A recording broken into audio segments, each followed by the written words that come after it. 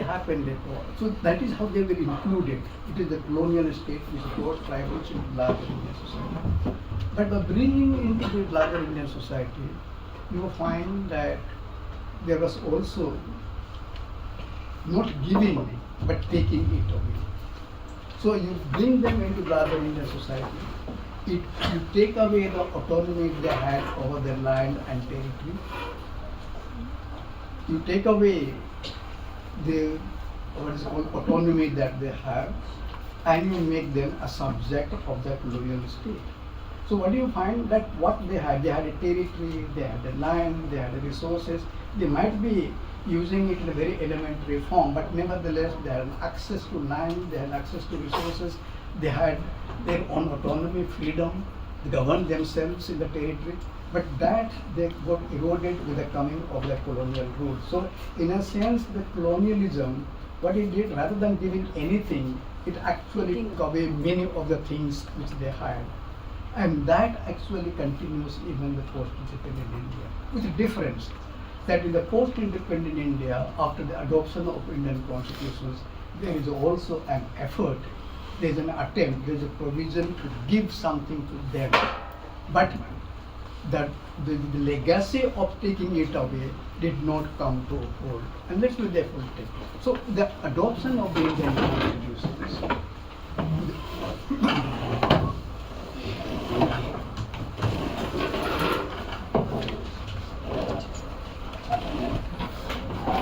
so what really happens is that India becomes free and we adopt a new constitution. I think adoption of the Indian constitution is a remarkable departure from the society in which we were. We move away from a society, we move away in a sense that with the adoption of Indian constitutions, there was a departure from the ideology of hierarchy and inequality to the ideology of equality, fairness and justice. So there is a paradigm change with the adoption of Indian constitution. In other words, but once it happened, then you also find that there is, in a sense, that kind of harmony that was there before the adoption of Indian constitutions. It gives rise to a disharmonic system. Again, a bit is phraseology if I can use it. So earlier you find ideology was what? Ideology of hierarchy. Hierarchy was considered desirable. Inequality was considered desirable. And therefore social structure was also a hierarchical. So there was a conformity between the social structure and the ideology. Now, with the adoption of Indian constitutions, what you find that ideology becomes of equality and freedom and justice, but the social structure still remains imbued with the values of hierarchy and inequality. And that is where I think much of the problems that we have been going through in the post-independent India.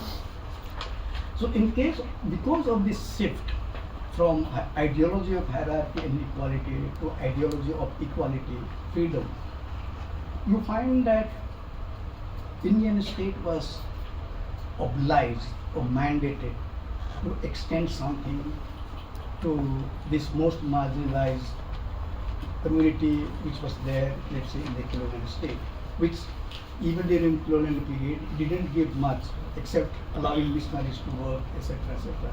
But that was elementary.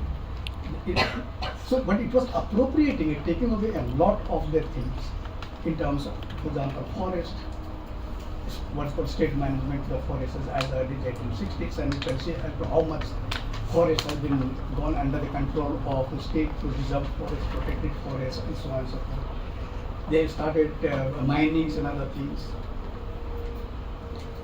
and they started industries. So you find that because these were very rich in mineral resources, and that rich in mineral resources continues to do that. So if you go to Bastar, you go to Odisha, you go to Jharkhand, etc., you find a lot of industries like a lot of hydraulic projects are come. And therefore you find in the process the people have really lost a lot. So there is a certain sense continuations of the colonial legacy even in the post-independent India. But in post-independent India, there has also been an effort to give something. There's an effort to include them. And inclusion, in the sense that they were excluded, in terms of access to development and access to wealth, access to income, access to education, access to good health, good institutions. So what you find that in constitutions makes certain kinds of provisions in order to see that they are, through these policies and programs and rights and entitlements are included in the larger Indian society. So you have representations in the parliament through reservations, you have representations in the state employment through reservations, you have representations in the higher education institutions through, again, reservations.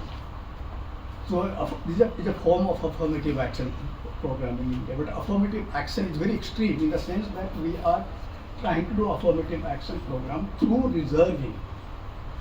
Had we thought that all things being equal, preferences will be given, I don't think in India, I feel it won't have both. In America or other places, all things being equal, preference will be given to people who from, let's say, from certain communities.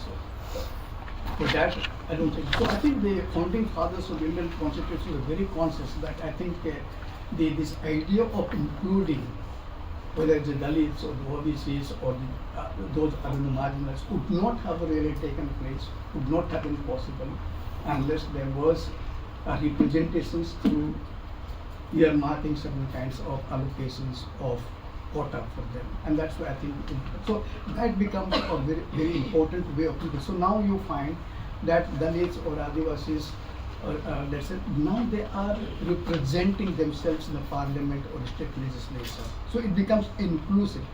How much they are able to make difference, that is different matter. But nevertheless, there is an access, there is a participation of them in the parliament, state legislature. It could be notional, but nevertheless, there is a representation, there is a participation in that sense of the term. And similarly, you find in state employment. So, and so also find in higher education institutions. These are important. So, in other words, the inclusion is not so much on the social system, but inclusion is much more on the state which is supposed to stand for freedom, equality, and so on and so forth. So, a state should not in any way discriminate people or try to include these people in sharing the values that are considered to be desirable. And therefore, I say access to wealth, access to income, access to power, access to status and honor. And I think representations through reservations was one of the ways in which there was an attempt to build an inclusive society.